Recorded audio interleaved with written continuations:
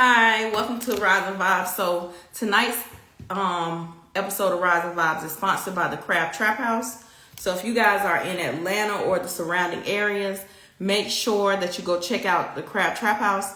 It is in Forest Park, off Forest Parkway and Jonesboro Road.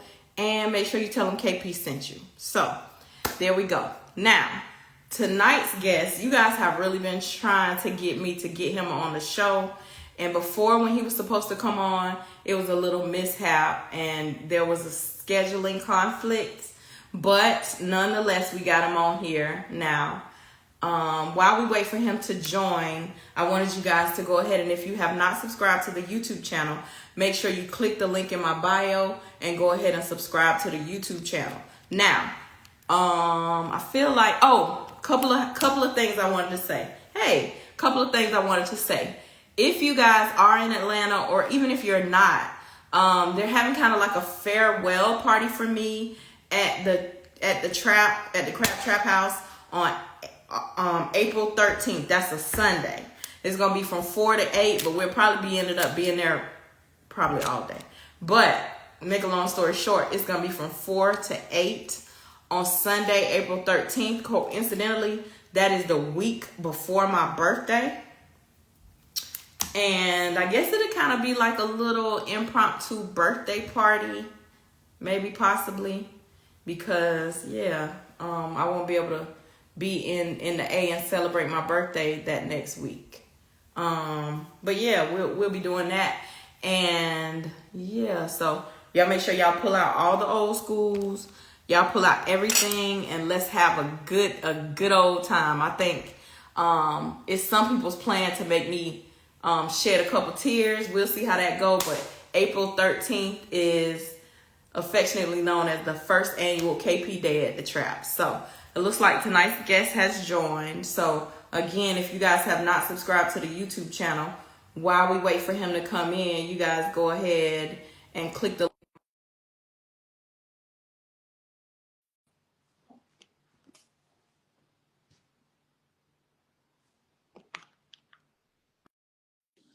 Hey there, young man. Hey there. How are you? I'm good.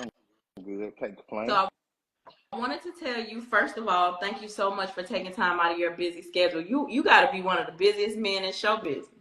Work. Well, at least we know you're a hustler. Oh yeah, I gotta get it now. So I'll start off with one of my questions, and then I'll get right into the fans' questions, okay? Okay. All right. So tell me how you got started being into cars. Actually started with watching my uncles and them work on cars as I was growing up. So Mm-hmm. they're really where it started. And my dad, I always been in the cars as well. Mm-hmm. But it really started with my uncles and watching some of the OGs that are a little older than me, watching them do it. And I always wanted to do it. What was your first ever old school? 87 Buick Regal. Okay, so you're a G-body guy. Yeah. I mean, I'm all around, but that's what I started with. The first thing was a G-body. Okay. And then I got a box. But when I got a box, I started with the wrong box. What does that mean? It went a Broham. But I made the best of it. So let me say this. First of all, I'm not a box girl, and box Chevy world be getting so mad at me when I say this. Growing up, to me, box Chevys was police cars and taxi cabs. That's what they was. That's what they was. I mean, but it's no different than Chargers being police cars now. But I'm not a Charger girl. So. I was just saying, though, but they where it started at. The police cars, we took them and made them ours. Right. Well, they be getting mad at me when I say that. I'm not saying I would never own a box myself, but I got respect because I got friends I Boost Doctor and Mr. Hensley and Deck and Box Chevy World. So it don't matter how long I'm in the car where you can never go wrong with a clean box. Never go wrong with a clean box. No, y'all can have them. I don't want one. It won't hurt now. I'm telling you, can't go wrong with one. You can't never beat a clean OG box. Let me just say again, I would never personally have a box, but I respect all old schools. I even have started to respect The G in me is dying a little bit even when I say this. Mm-hmm. Crown Vics. I'm not a Crown Vic guy. I'm not even gonna tell you that lie. I'm not a Crown Vic guy. I ain't never been a Crown Vic guy. I'm not Listen, gonna lie about it. I just never been a Crown Vic guy. I mean, I done seen some, I done seen some clean, but nothing in me never made me want a Crown Vic. I never wanted a Crown Vic. Never. it's a girl right here in the city. Now this girl, her Crown Vic clean, and it's got The, 4Gs on it. I had the never pink, seen that. Yeah. yeah, yeah. Like I said, some clean ones out there. I'm just not a Crown Vic person, and never been one. Yeah. I And never them two I would never do. I would never do a box or a Crown Vic. I do a box. Box will never get old. I buy a clean box now. So if I come across a clean box, I'll send it your way. Okay, I still buy a box. So currently, because I feel like a lot of you guys are car hoarders. So currently, what's in your fleet? I see you just sold one. So Yeah, currently, what I you just got in sold. your fleet? Right now, it's just my Chevelle. I got another Cutlass, and I got my Dunk I'm working on now. Mm-hmm. So the Dunk will be out this year, though. That's what I'm working on. That's what I'm trying to get out. And then I come And back your to the truck, Chevelle. right? Well, I sold the truck gone. I just say put it out there, but it go. I already sold it. Talking about the purple one, right? It go. I already sold it. It I'm a ain't little even sad. far from it. It's only like 20 minutes from me. So I still run across it to see it again. I'm a little sad about that truck though, because I'm not I know because a lot of folks didn't get a chance to see it, but you'll still see it because a car guy bought it. You know, it's different between people with cars and a car guy. So, you know, he's a car guy, so you'll see it again. Because I really didn't want to just sell it to anybody. I ain't going to lie to you. I really wanted to sell it to a car person who's going to take care of it versus somebody just going to get it and just run it down. Do you feel like OBSs are becoming more and more popular? Yes. Yeah. I really do. You know, they're my first OBS truck. I ain't never had an OBS truck. I done had plenty of square body trucks and never finished them, but I ain't never had an OBS truck. But they nice though. I ain't gonna lie. There was a quick build and it was a nice build though. Let me tell you something about that truck. That combo, you did that. Now listen, I I have seen so many different combos over my lifetime, right? You did that with that combo now. You but you know there was the signature combo that got me out there, that got my name out there really. I did mm-hmm. that on that Monte Carlo, and that really what got me out there in the car world. You know, where people just started knowing me who didn't know me. So Right. when I said that when I put that truck together, it really ain't gonna lie. It really wasn't no effort put into that because the color scheme was what I already knew. I already knew it gonna work. I knew it was gonna hit. It didn't take much to put it. It really didn't take much to put it together. It wasn't a hard build at all. And like an OBS truck, you can find anything you need for it. And you know, I ain't gonna lie, the people in the OBS truck world, they a lot more nicer. Like if you call them, they ain't got no problem telling you stuff. Like Big Lack and all them, everybody who I was talking to asking questions, they ain't have no problem sharing the info. I shout out to all of them, they ain't have no problem telling you. Believe it or not, I know where a whole darn near junkyard full of OBS is at. Yeah. I said, They like I said, they not hard to come by. KP, I said, KP, should you start selling OBS parts? That's what I said to myself. Because, you know, I sell like all the old school parts, Dunks, box Chevys, G bodies. I said, maybe I should get into OBS parts. Yeah, it'll work. Because there's a lot of them out there and they're growing every day. It I'm seems trying to like give everybody y'all the leaning towards opportunity. truck. I'm trying to give y'all the opportunity, though. I ain't trying to take everything. I mean, I ain't gonna lie. I originally wanted a square body, but I couldn't find one for a decent price with the time frame I had.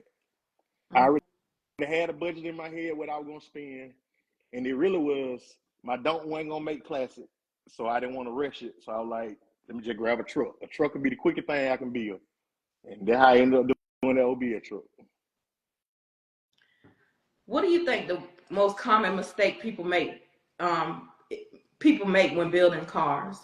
Listening to other people, like I'm just saying, like you already have in your head what you want to do to your car.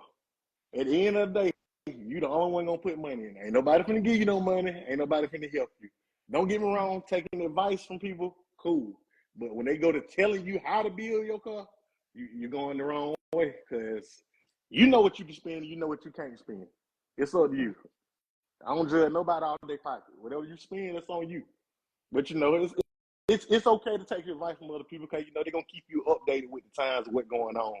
But if you keep building it for somebody else, you'll never finish it. It'll never be finished because they're gonna always find something that you didn't do. What do you think about the frame off conversation? So that now is you have to be frame off to have like a great build. What do you think about it? Me, I ain't take my dunk off frame. It didn't need it. If it needed it, cool. If it don't need it, I don't do it. I'm not the type to feel like I got to do everything everybody else do. Like if it works and it clean, I'm cool with it. They're probably why you see I don't never miss a summer because I don't sit down long enough. Like if it work, we're gonna move forward. If it work, we're gonna move forward. Just like my OBA truck, everybody gave me hell talking about I thought to put disc brakes on the back. I knew I wasn't gonna keep the truck, so I wasn't even gonna invest in putting no disc brakes on it. So it wasn't no point of it. I ain't even know about wildwood brakes before. Just be honest with you, I done did disc brake conversion, but I never bought wildwood. They nice, but if I can find something that work and it's cost efficient for me, I'm gonna roll with it. Right. Yeah. I think that's speaking from a female perspective, and I say this quite often. I think when it comes to building cars, because you know it's women out there that build cars as well. Yeah. I think it'd be a pissing contest with a lot of y'all. Like you got to see who can have the biggest lip. You got to see who had a. Why? If you follow me and you notice, I don't keep up with the trends. I'm not even an LS person. You ain't never noticed I keep going conventional. I keep going conventional because I know what works for me. I know if this shit break, I can fix it. If it break, I can fix it. The LS stuff, I don't know a lot about LS builds. I ain't got nothing against them, but I just stay in my lane. That ain't my lane. I don't know a lot about them, so I stick to what I know. You get me a stroker motor, nice transmission, the rear end, we good. Long as my AC work and I get there and I get back, I'm good. I say that to a lot of people. Here's the thing: a conventional motor, I can pour a little gas in my carburetor and get it back running. If I have a carburetor, you get what I can get it back running. But a LS, I don't even know nothing about it. And let's be clear, it's the LS in my Camaro, but I can't do nothing with it. Yeah. I mean, you know, I did one LS swap, and when they killed, I got it going. I got the tune did. After I got the exhaust ran, they were like, "You need another tune." I sold the car. I'm not gonna keep dealing with this. I'm just being real. Nobody ain't never seen the car. I didn't bring it out. I put it on the internet while I was building it. It was a box Chevy, but it never made it it never made it to the city. I never drove it to the city. I sold it before I got too far. One of the followers asked, "Would you ever sell your Chevelle?" No. I mean, I put a Why? price on it. I put a price on it, but what I want for the car, you can build your own. It's just that simple. So, you know, you come out there just going to build your own for what I want for it. But What's the price? Chevelle always been my dream car. That's what I always wanted. Like, out of all the cars, that's the car that I always wanted. So it's like when I finally got it, you know, it's nothing else there. Like if I sold it, I'm gonna have to go get another one. So there's no point in even selling it. So it's funny you like mentioned that. Go ahead. No, I said it's funny you mentioned that because I was gonna ask what was your dream car. This is Chevelle. My dream car always been a '70 hard top Chevelle. That's always been my dream car. But I ended up with a '72 convertible though. So you know I ain't gonna complain about it. You definitely can't go wrong with that. Listen, I don't know not one quote unquote old school car person that don't really want a convertible Chevelle. Yeah, but I didn't plan on getting a convertible Chevelle. It just that how it came to me. How did that come about? One of my buddies told me about it and I bought it, but I sold everything to get it. I literally cleaned my whole yard out. Right. I ain't even gonna lie, I tell the truth. I sold everything to get it. At the time, I had 2 vert don'ts. I sold 2 vert don'ts and I sold my Grand National to get that car. You sold Grand National? If you go back and look, I had that green vert don't, that one that I got back now. I had a rose colored don't, and I had that Grand National root beer. I sold all three of them cars to buy that one car. You sold a Grand National? I know I can get that again, but I wasn't gonna come across another Chevelle that quickly. Yeah. You know, so a Grand National is one of my dream cars. Okay. I'm gonna tell you this. I have to give you guys that actually really build cars, y'all props. Cause let me just tell you this. This is my first build by myself, right? Right. I built one car with my brother and two with my ex. Let me just tell you, this car building stuff is not for the weak. No. And I'll never build again.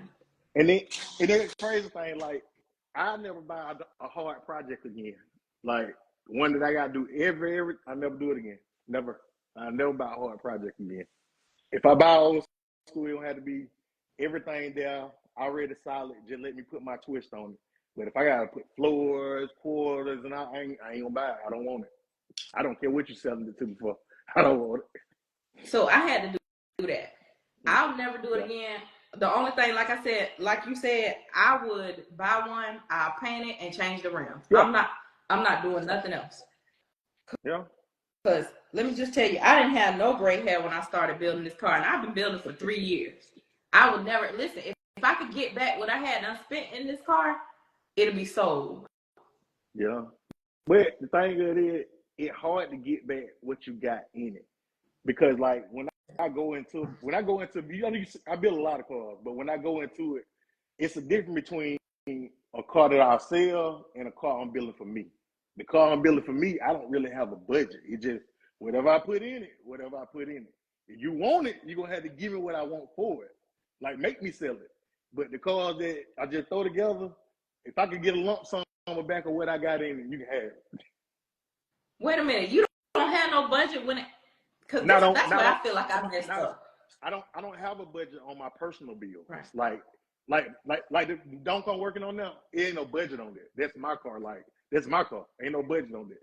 No, don't get me wrong. You come with that money, you can get it, but it's not a budget on it. So it's to the. So you'll hit 2 or 3 on it. 2 or 3 what? You know, 2 or 300. 2 or 300 what? 1,000? Yeah. I ain't never put that much to no car. No. It don't. It know what I'm saying? It don't take all that though. I mean, it's your preference of what you want to do. It don't take all that. With me, it don't take all that. Like I'm saying, if I can get my car running good, sounding good, and it's to my liking, it's hated or love it. I love it. Y'all gonna hate it or y'all gonna love it. But when you get to the shows, they give you props. You know what I'm saying? They see your bill, they see everything clean, and you're gonna get your props. It ain't like I got to keep up with nobody. Like I ain't building it to keep up with nobody. It just whatever I do to it is what I like.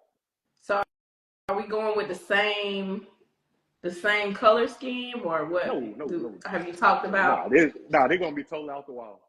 They're gonna be totally off the wall. Hell, I done changed the color to this car about 3 times.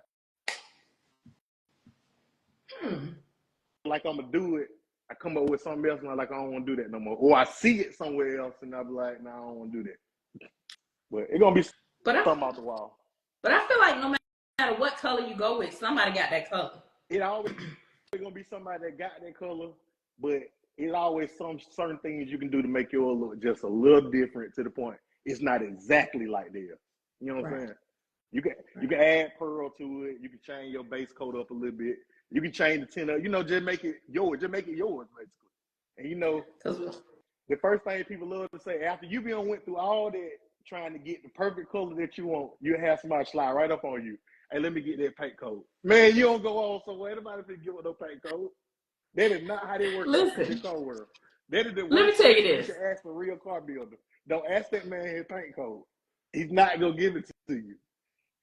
So let me say this. God bless the dead. Before Murph died, he introduced me to Hot Shots down in Miami, right? Okay. That man mixed paint for about 2 hours to get me the color that I wanted. Right. I bought all the stuff. So I knew that I could take it to the paint shop and they could paint it. When I got my car painted, when Todd and them painted my car, right, I had never seen that color. Since then, people be sending me, AKP, ain't this your color? Well, first of all, it would never be my exact color because Hot Shots retired my color. We're not going to sell nobody my color. But some of the stuff they send me, I'd be like, well, damn, look at my color. But I'm not changing it. Yeah. Because I'm not going to do that. Yeah. It's a Malibu, and I want to say he in Carolina somewhere. When I tell you that, he damn near my color. Yeah, it'd be close. It'd be close. Close. That thing made me sick when those folks sent me that. I just double tapped the picture and kept going. Just keep moving. Just respect it to keep moving. But it'd be different when, like, if you see your color on the internet and it's somebody you'll never run into. It'd be people right here in the city with me, like, let me get that color, that paint code. Why? So we can look exactly the same? Right. It ain't gonna work.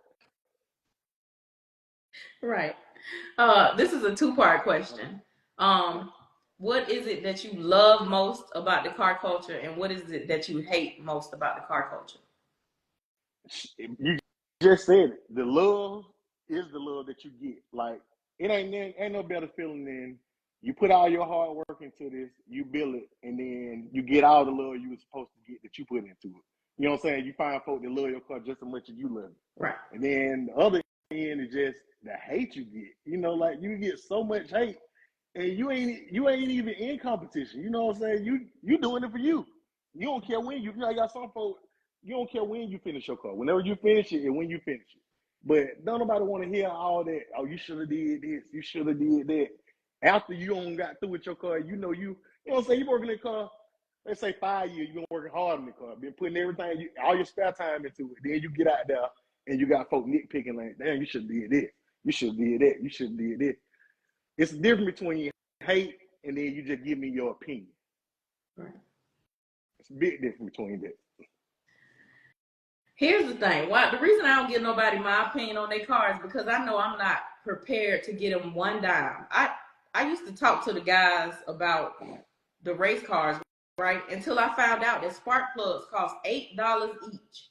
And they got to change them damn near after every pass. Yeah. You can do the math. But, you know, that's why, like I said, I stay in my lane. I don't get in that race world because I know I can't afford that. I'm going to be real with you. I can't pay for that. And I'm not going to keep paying for that. Because you got to think, I get out there, you got to think, you get out there, you bet, you make a pass, and you blow the motor up. Now I got to pay you because I lost the bet, and I got to fix the car. Right. Yeah, so it'll be over with for me. I'm done with the race world. I'm not doing it. Yeah. I salute them folks that do that, though. I salute them people in that race world because on the outside looking in, you don't really know how much really go into that. Them boys spend a lot of money into the race car. It take a lot to build a race car. And then, you know, all we see is they just go down the track. Then you be like, oh, his shit slow. You don't know how much you expect to make that car slow, as you like to say. So I had an 87 SS Monte Carlo. It was set up to race. It had the roll cage and everything. And then they started all that foolishness when it came to the racing. Like, nobody wanted to race. Everybody, it was always some foolishness. I sold out when it got what I really wanted, which was, I wanted an 87 or an 88 T-top, but I got a stupid deal on the 87 I got, and it's a T-top. So I was like, I might as well just get a pretty car. Yeah. Let me see. What keep GTL circle so tight? What keep us so tight, bro? Because we like brothers. That's why we really ain't never really grown. Like, we don't have a big circle. We all done known each other for a while. We all got jobs. We all go to work. We all push each other to do better with each other. And it just always been like that. Like, it ain't even, we're a car club, but it ain't even just all about cars with us. You know what I'm saying? We push each other to do better in life, too. And we always have been like that. Like, if one of us ain't working, we're going to make sure you get your job. We're going to get you back on your feet. We're going to be together. That's just how we rock, though. Like, it was one period of time, like a lot of them, you know what I'm saying, they working on their cars, but they fell back. Okay, this year we all going to go get us a house. Everybody going to get a house this year. We're going to do this. We're going to push each other. I'm turning you on to my realtor. You turn me on to your people. We're going to get the credit right, and we're gonna make it happen. That's just how we are, though. But we more like brothers than anything, though. We brothers before anything. It ain't not one of us within the car club who can't pull up on another one. You know what I'm saying? It ain't like these two hang with each other. These two, Either one of us can pull up on either one of us without no problem and hang out. And it always been like that. But that's how we lost so many members too, though. That sound, huh? Say that again. We lost some members because when the vibe ain't right, it just ain't gonna work. So if we ain't all thinking together, we ain't all on the same page, it's not gonna work. And it's just how it is. I think if more people adapted that theory just in life in general, then that would be a dope thing. Cause I heard you say something that really. Now let me just say this: before a lot of people hit me up and asked me when you was coming on my show. That's what made me end up reaching out to you, right? Right. But I always like to do my research on people before I bring them on the show, because I'm kind of like, I don't care how many followers you have, what you got going on. If I don't, it like you say, the vibe just got to be right for me to even want to invite you on the show, because I've been doing it for September, it'll be 6 years. Right. Yeah. But when I was doing my research on you, I didn't really come across a lot of people that had anything bad to say about you, and that says a lot about you as a person and your circle of people. But like I'm saying, I don't mind helping nobody as long as you ain't wasting my time. Right. Don't waste my time. Like I'm saying, if you call me, like I'm saying, you can ask folks that randomly inbox me. I don't care how many followers you got. If you got a serious question within the car stuff you need to know, I'll tell you. I don't hide stuff. Everybody who build and work on my car, as long as you do good work on my car, I give you a shout out. I'm going to let folks know this is what you did. I'm going to keep your business going. I'll send you business even if I'm not even working on no car. Because that's just how it's supposed to work. It's enough money out here for everybody to get some money. But you have so many folks that be hiding stuff, won't tell you certain things, but I ain't that type of person. If you ask me something and I know it, I'll turn you on to it. But as long as you ain't wasting my time, I ain't gonna waste your time. But you have some folks that just be nosy or just pocket watching and all that. But like I said, you can peep that vibe. You know what I'm saying? You peep the vibe, then you just cut the show. But in this car culture, I feel like it's a lot of crabs in the barrel. And you touched on it. It's car guys and it's guys with cars. And I think it's a lot of now guys with cars, not just guys, girls with cars too, that's clout chasing, knowing that if you put together a semi-decent project and the right person take a picture of it and post it, it's gonna go quote unquote viral. Now you all of a sudden these people don't even know you in your city. How all of a sudden where the hell you came from? That's what I want. I mean, it be like that though, The internet done took over. At one period of time, you got to think, before we had the internet, you actually had to be outside and be somewhere to be known.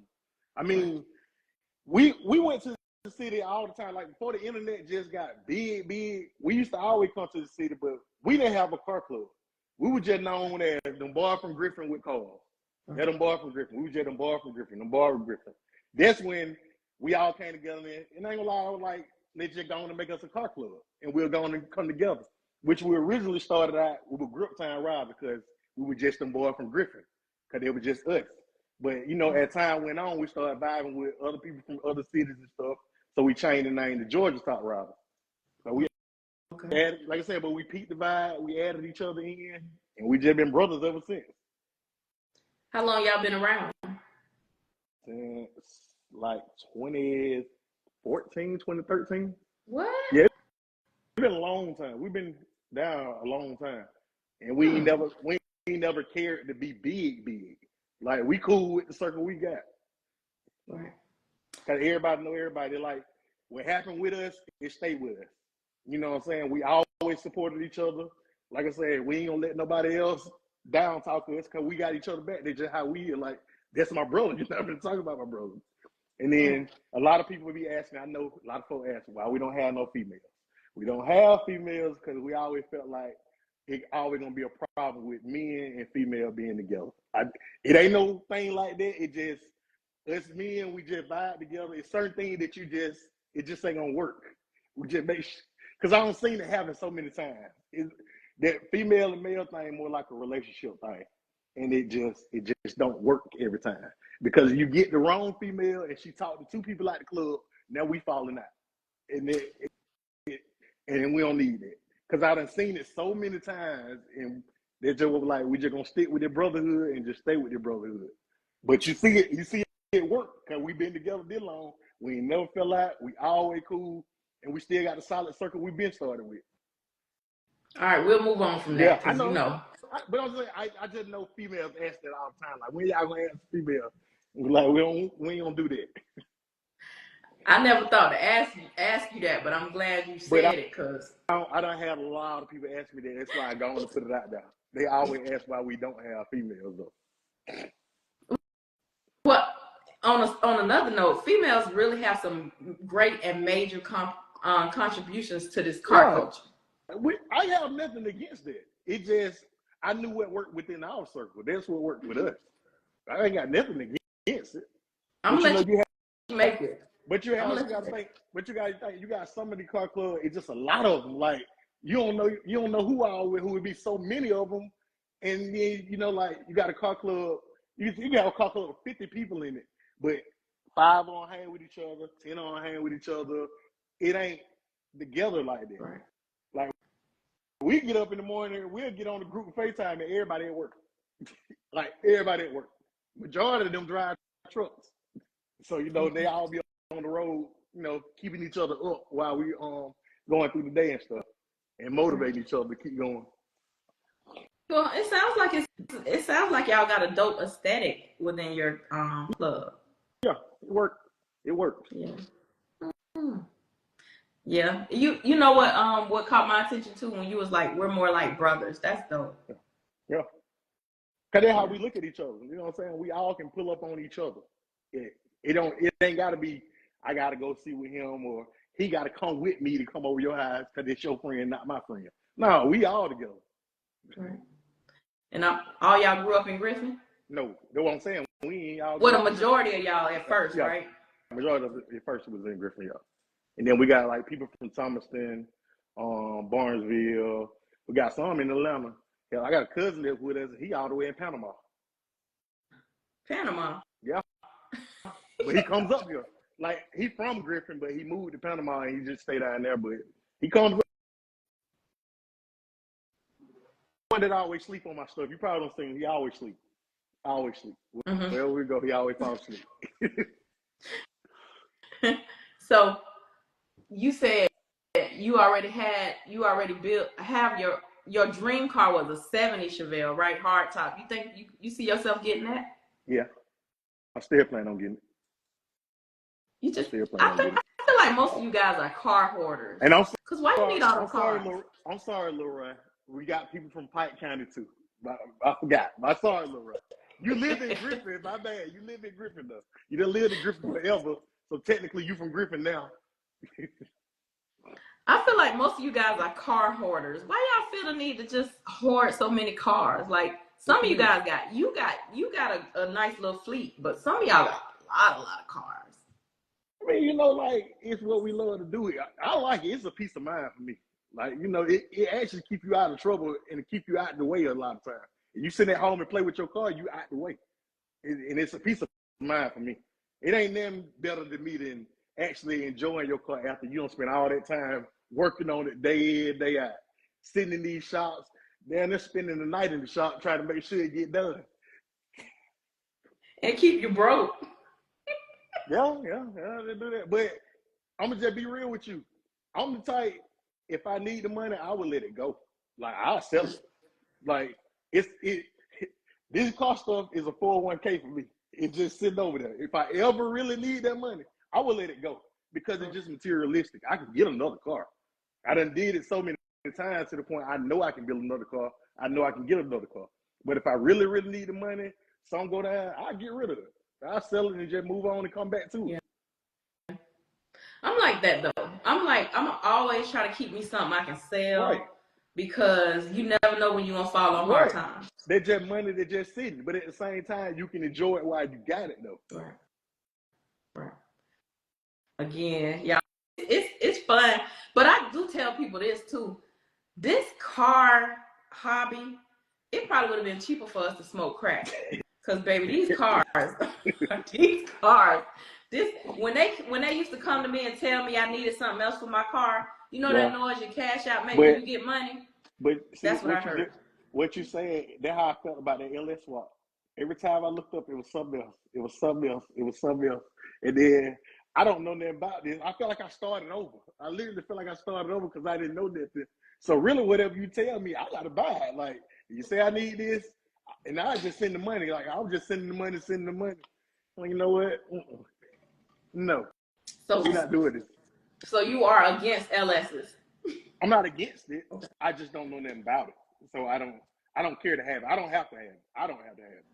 I love them, but I just don't know a lot about them like that. Right. And then I do want to do a LSA swap though. I do want to do a supercharged swap. I do want to do one, at least one. But I don't want to be back and forth to no shop every time you look up either. So the conversation I have with the LS guys is, you do understand that once you even build a LS, right, you still got to get somebody to tune it. Yeah. Yeah. That's where the problem comes in. Because they say it ain't a lot of good, like, it's tuners, but it's not a lot of great tuners. And right. If you get a great tuner, you got to spend a lot of money to pay them. But the thing it is, like, I don't know the background between everybody LS bills, but a lot of them, every time I look up, they back in the shop working on them, though. And I don't know if they trying to make it faster or what, but every time I look up, they back in the shop working on it. They doing something. They doing something. They doing something. Right. I'm the type I want to close my hood and I'm done. Right. If I pop the hood, it's just checking the oil and checking my fluids and rolling with it. Look at him talking about LS swap the world. No. Oh yeah, but boy with it now. He know. But that's what I'm saying. See, he work on LSs, so you know, right. if anything go wrong, he can fix it. I don't work on them, so I can't fix them. So you work on conventional motors? I do my conventional stuff. I know all my stuff with that. I can do that. Like if something go wrong with that, I can patch it up and at least get home. I get myself home.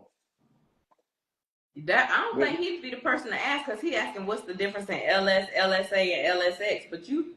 Oh no, you need to add a person right above who just said LS swap the world. He knows the difference. And that's a good. He said it constantly being worked on because they ain't been tuned right. But here's the thing: I think everybody don't really understand that. Yeah. You got to let's say you was gonna race, right? Mm-hmm. We know Boost Doctor can tune your car, right? Right. But are you gonna want to pay Boost Doctor tuning prices? You get what I'm saying? But then I don't know what he charged to tune, but are you gonna want to pay Boost Doctor tuning prices? But again, like, okay, we'll look at it like a mechanic. Most mechanics don't like to work behind other mechanics. Right. So if he didn't build your motor, you know, he don't know what your motor really can take, because it'd be something that you should have spent more money on, or you went and cheap weighted right here on this, and you know, you can't get it right because you didn't spend the right amount of money to get it right in the first place. Right. So I honestly feel like if you're the person that tuned your car, you really should have let them get an insight why you built that car, built the motor at the same time. They need to be right there with you building it, like let you know what goes in there just so it'll make it right. But I don't have a person like just tight like that on the LFC. I know it. But that's too much, because guess what? You could have just threw your conventional motor in there and you ain't have to worry about it. I'm back outside. I'm back outside. Not back outside. I'm back outside. But you can holler, but like I said, Day, the one who said LS swap the world, he work on motors. And I don't see some of his work, and I know he do good work, but he knows his stuff. He knows his stuff, you know what I'm saying? So stick with what I know. You know what I said the other day? I should have went to school and learned how to tune, because it sounds like they need tuners. Yeah. It's some money in there. Yeah. It's some money in there. Might have to do that. Let's go to school and learn how to tune. I ain't no LS person. We can make some money though. I know where to make some money. If you can start a shop that don't do nothing but body work, you'll make a lot of money. If you can get a shop that don't do nothing but body work, they ain't got to never paint nothing. If they willing to take a car from what you got and do all the body work, get it lined up, and get it ready for paint, you'll make so much money. And you can have a shop that all they do is body work. Let me just say this out on topic, but kind of off. I would never own a shop. I used to think I wanted to own a shop. It ain't easy. I do not want to own a shop. Listen, let me tell you something. First of all, knowing the people that I know with shops like Mike, Phoenix Fabrication, right? I told him one day, I said, Mike, listen, you have to use your discernment when taking customers. Because, first of all, this person bought you their car. Why the person that had their car before, why was it always some type of issue with them and the shop before you and the shop before you? That should have told you not to take the car. You got to use your discernment when it comes to these customers, right? And you know, every customer ain't right. Now, you're right. Every customer ain't a good customer. Every customer is not a good customer. I used to work at a shop, right? Uh-huh. And I know customers. First of all, it's 3 sides to every story. It's your side, my side, and the truth, right? But I have seen customers come into shopping. The owner of the shop will tell them, "Hey, you need to do this, this, this, and this," right? He's talking about not after listening to Todd. You need to do this, this, and this, and this. And the customer will say, "Well, it ain't no way we can cut this corner. It ain't no way that we can cut this corner. It ain't no way." And then they'll get right on the internet and say, "Well, the owner did this." I heard the conversation. You are lying, but it's not my circus or my monkeys to say nothing about. But I know they lying. Yeah. And then like folks ask me all the time, like, why my bills go so quickly how they go. It's because I got the same circle I always dealt with. I don't like, if I let you work on my car, you do good work, you keep the price like, you know, fair. Right. That's what I'm saying.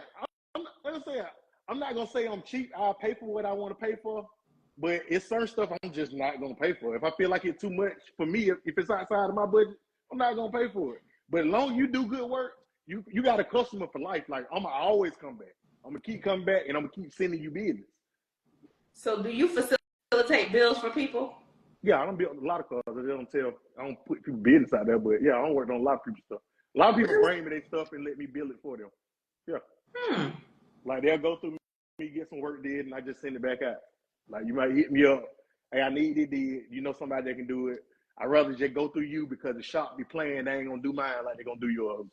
But I take it in, get it did, and I send it back to them. Oh, so you be around here building cars for people, and I didn't know that. I ain't got to take credit for it. They your car. Like, I don't take credit for nobody build, because it's technically I'm just a middleman. You had your own idea. You know what you wanted. All I did was just put it in play for you. So I wouldn't dare take credit for your build. No matter if I did do it for you, I wouldn't take the credit for it. I ain't trying to say you'll take credit. No, I'm trying to know who. Saying that, you know, some people like that though. You know, I done did some cars and folk didn't even know I did them, but I just don't take credit for folk bills though. Yeah. Because I ain't gonna post everything. Like, I don't post everybody's car. Like, you know, some people work on cars and don't even want you to know they're working on their car. So, you know, I ain't the person to put your business out there like so and so coming out with it. Unless you want it out there. You want it out there, cool. But a lot of folks, you know, they just want the work did, and I just send it back. I ain't trying to say you'll take credit. I'm trying to know who. When people ask me, because people ask me all the time, I don't even recommend shops anymore. I can only tell people who did my car. Yeah, I mean, like, I can recommend, like I said, depending on the work I get out of it. And then I tell people the same way I did it before they go there, and they still don't listen to me and go the other way after I just told you what to do. Like, my paint man. I got a paint man. He's my paint man. That's all he do for me. He's painting. He do body work. He do wet sand and buffing. He do all that. But all he do for me is paint. That's my paint man. And I tell people that, and then they'll still go to his shop and drop a full project off, and then get mad when my car come down there and go in and come right back out. Right. Because all I got was painted. That's all he did for me. And he a great paint man. He do body work and everything too, but he really more of a one-man show. He ain't got a lot of help. So a lot of times it take a long time for him to do stuff. But you got to think, if he got a whole build over here for you, and then my car coming there, it's already prepped, it really ready to go. All he got to do is spray it. And I'm going to pay him the same money that you paying him to do your whole car. Of course he going to paint mine before he did yours. He going to stop what he doing, because at the end of the day, them bills still got to pay in the shop. Right. So, you know, to get that money in, I spend the money, and I'm in and I'm out.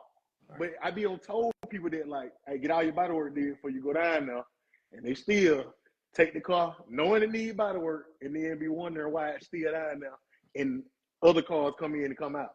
But, you know, people don't listen. So you have somebody different that does all of your stuff?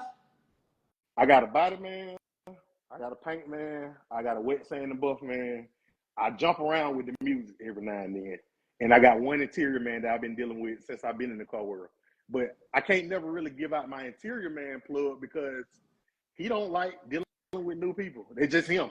He older white. He right here in my city though. He an older white guy right here in my city. He been doing all my cars since I've been in the car world. Right. I stepped outside the box one time and went to another interior man, and you know, ain't gonna go into detail. You said you'll never do it again. No, I just stick to. I just wait on him. Why do you think them interior people be like that? What, like what? I know a lot of interior people that they really don't want to advertise. Like one of the more reputable car people sent me to an interior person one time. I know why my interior man act like he act, because he'll have so many people that bring stuff down there, start on a build, and then don't come back. Like you drop your seats off, you shoot him a down payment, he start on it, then you get on his nerve like, hey, I need it. Then when he finishes it, you won't even come get it. Right. So he got to a point that he ended up getting a contract with a car lot. So he got a contract with a car lot. So he don't even really need our custom business. He can just do a car lot business and just eat like that. But he still have a handful of people that he been doing business with forever, and he just stick with the same little circle. And it works for him. That's why he stick with him. But like Billy, Showtime Billy, I reached out to Billy and started working with Billy. Billy do great work, but I just got my own interior man. But I would recommend Billy for anybody. Like, I've been seeing him do some good work. I started fooling him on another bill for something else, and good turnaround time. He did what he said he was going to do. It worked. But you like you're saying, at the end of the day, it's about that money, though. You got the money, it'll work. But you have some people that start on stuff knowing they ain't got the money to finish it, and then get on your nerves about it. And then when you finish it, they won't answer the phone, and they won't come get your stuff. But, they make folks not want to work on your car. That's why, listen, I tell people all the time, I done went bankrupt probably 3 times building this car. I'm finna file chapter 13. But why? Why did you do that? Because I did not have a budget. I should have had a budget. Listen, I mean, you can have a budget, but at the end of the day, let me put it like this. You can have a budget, but you can't tell nobody how much they can charge you for their work. But here's the thing. See, I should have had an idea in mind. Okay, I want to spend this much on paint and body. Right. I want to spend this much on motor and transmission. I want to spend this much in interior. The other thing I did was, okay, I mess with a lot of people in the car world, right? So a lot of people I'm cool with, right? So I'm going to start going to like super reputable shops. Okay. What you mean by that? What you mean by that? College Park Customs, Stitch by Stitch. Yeah, they big name shops though. That's what I'm telling you. They big shops. That's what I'm telling you. But it's hard to go to a new shop that you ain't never dealt with and they ain't got a big name and you think you finna get some top notch work. Because if you ain't already built that bond with them, like you said, you're a new customer. Right. So you really prove yourself to them. Right. And then, like I said, the circle who I got who work on my stuff, we don't build the bond. We don't got a relationship. We know how it go. Out of all them, my interior man is the slowest one out of all of them. But at the end of the day, he always do what he say he gonna do. He's slow, real slow, but he always say he gonna do. Right. I think too, it's good to be when you start building these cars. It's good to be well connected. You see what I'm saying? It's great to be well connected, not just because like you say, people be like, dang, how you had it was trial and error for you, right? Yeah, so it went over.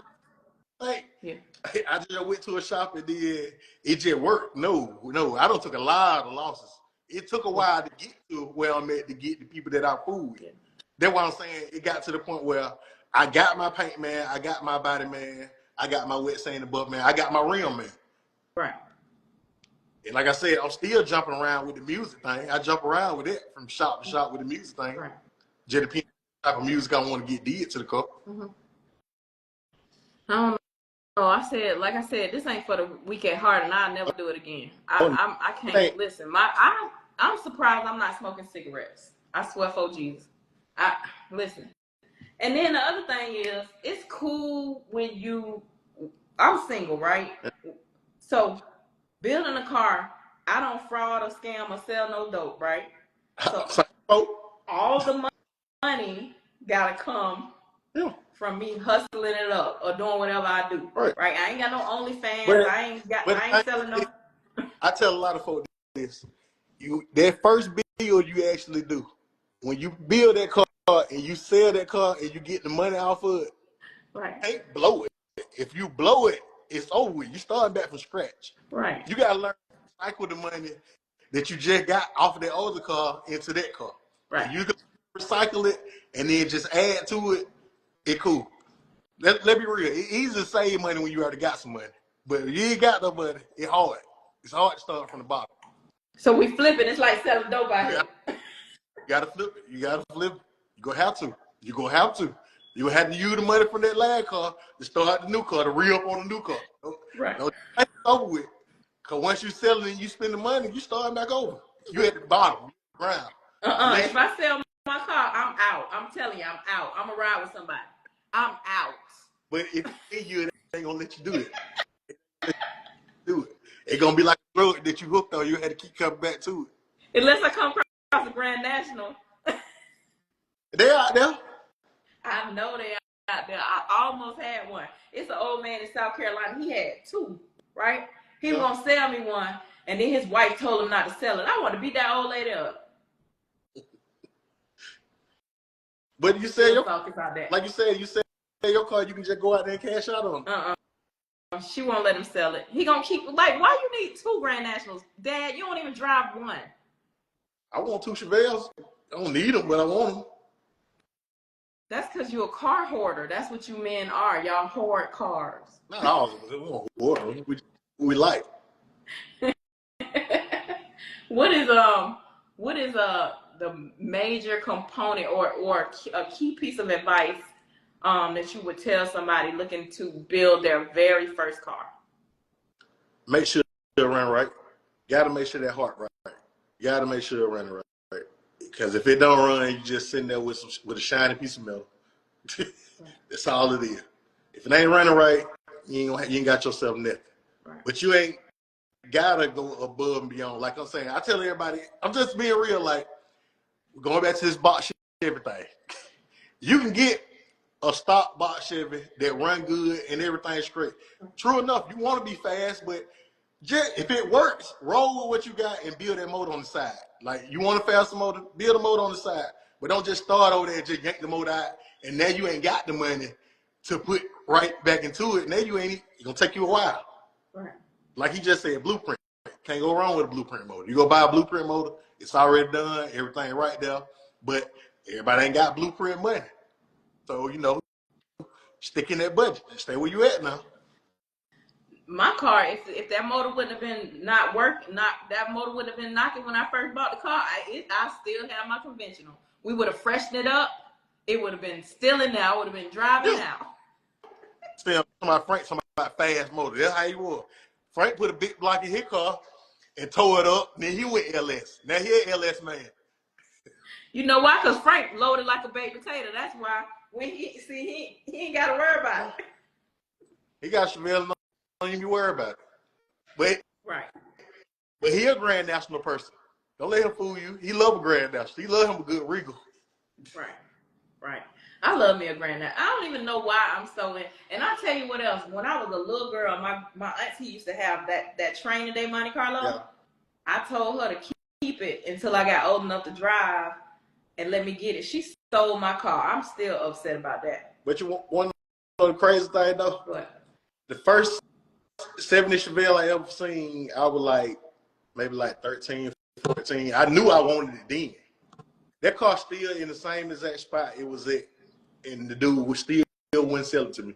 I'm talking about up until now. Like, I went there before I got my Chevelle. I went and tried to go buy that car. He still wouldn't sell it to me. It's still sitting in the same spot. They'll let them cars rust out. I hate that. I grew up up at my grandma's house. I grew up living with my grandma. The car was walking distance from my grandma's house, and it's still there to this day. Still He gonna up on. have to die and they sell it.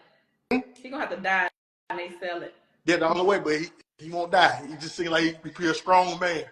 He ain't going nowhere. He gonna live forever. He not. He got a strong soul.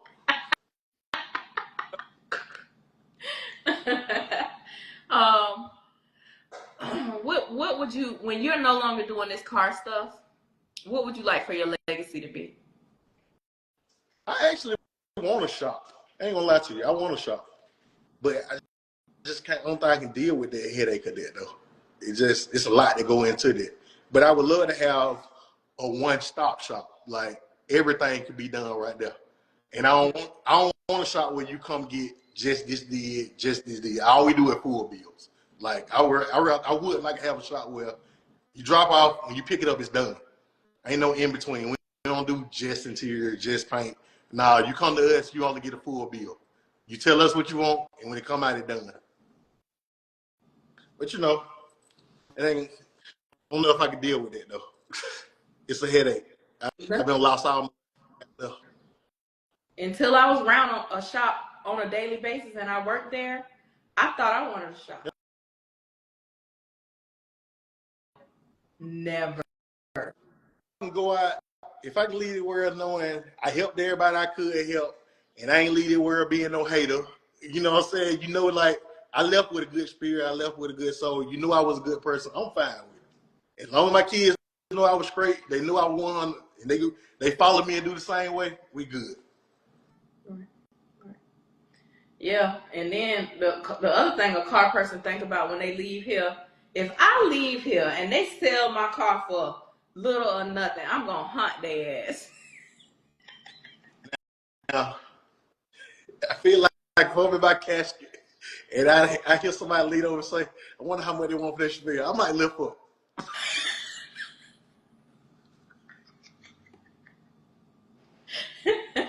No, what you gotta do is make your kids car people, cause they ain't gonna sell it. I feel like my son gonna be a car person though. He like cars. I feel like he gonna hold it down. I don't believe he'll sell me. I believe he gonna be that type though. Right. I really feel like that. Well, those were all my questions. Anything else you got before we get out of here? When you gonna be? How far are you on your bill? I want to know that. How far are you on your bill? It's at the paint and it's at the motor and transmission shop. Then it's got to go up to Stitch by Slick because he don't just take your interior. He have to have the whole car. Right. So after that, I probably need to reach out to you because I got something that I'm gonna do different on the car. Okay. So I'm trying to.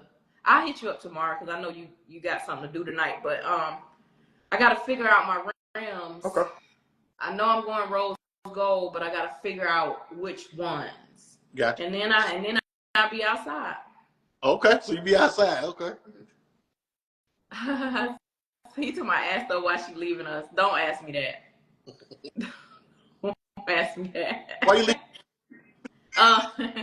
I'm going on a world tour. I'm going to Jersey, then I'm going to Phoenix. I want to see how the car culture is in Arizona. Ain't nothing wrong with traveling. That's a good thing. You gotta get out. Ain't nothing wrong with it. Yeah. And if y'all not busy, we having my little KP day at the Trap on the 13th of April. So we having a little farewell party. Keep me posted. Yeah. So y'all come by. Look, he talking about rose gold hammers. I'm not even doing that with him. Listen, sir, thank you so much for sitting down, taking time out of your busy schedule to answer our questions and let us get all up in your business. And I can't wait to see the dunk. Yeah. They said GTR car it's show. Coming. It's on my page. We just gotta get the location down pat. Once I get the location down pat, I'm gonna put it out there. But it's coming up. You know, we'll be the day after Whip by Wade. Okay. That's what's up. Well, thank you so much again. I appreciate you sitting down with us. And yeah, we'll talk to you again soon. Once that dunk come out. Maybe I can get some exclusive footage when that dunk come out. Okay, I'm gonna say it. You talked to my body man Scooter. He been working on it, and whenever I get that back, we can go from there. I'm waiting on I'll talk to Scooter. Yeah, I'm waiting on him down in Alabama. Talk to I Scooter. got Ask you. Scooter when I have my car back, and then we'll go from there. I got you. I'll talk to Scooter for you. Yeah, talk to him. All right. Thank you so much. Have a All good right, night. you too. All right. So, guys, if y'all missed any of tonight's episode of Rydes N Vybes, you can catch the full replay on YouTube. If you are not subscribed to the YouTube channel, make sure you click the link in my bio and subscribe to the channel. Thank y'all so much for tuning in to tonight's episode, and I'll see you guys again next week. Good night.